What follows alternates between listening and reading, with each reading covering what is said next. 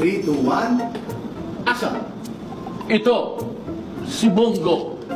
Ang bisyo ay magserbisyo. Okay ka? Salamat ha. Lakas ang kakataon. 3, 2, 1, action! Ito si Bongo. Ano? Ang bisyo ay magserbisyo.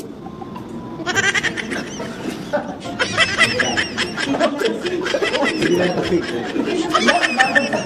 Dapat lang sabay. Sabayan mo, okay? Ay, sabayan mo ako.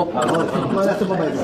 Okay, one more time. Si Bongo, mahina sa drama. Palit-palit.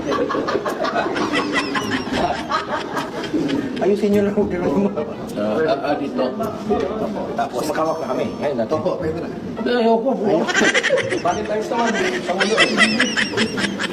Iboto sa Senado. Bongo. Cut, very good. Salamat. Huwag ka paulit-ulit direct.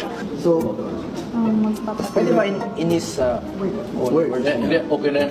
Hindi, basta Tagalog, hindi naman yan ang magaling. Nagda-double check ako sa Tagalog.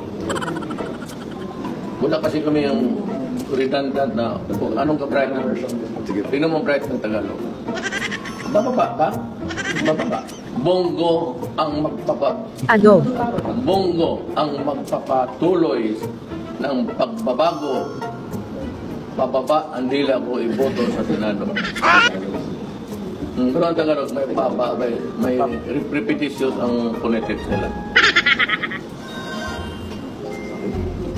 Magpapatuloy ng pagbabago iboto sa Senado. Ano na? pasin natin na ano. Bongo ang magpapatuloy. Quiet lang po, please. Narinig Okay, okay lang kung bababa. Bababa. Puro baba. Bongo ang magpapatuloy. Magpapatuloy. Magpapatuloy. Basta yung magpatuloy na lang. Ayun, magpapatuloy. Pwede po. Pwede po. Ng Bongo, pagbago. Kung nang baba kasi, nagbabag ang dila ko. Babag is na gumagano. Bongo ang magpatuloy ng pagbago. Iboto sa Senado. And 3, 2, 1, action! Bongo ang magpapatuloy. Ilan po? Ilan po?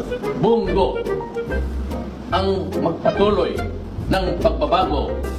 Iboto sa Senado.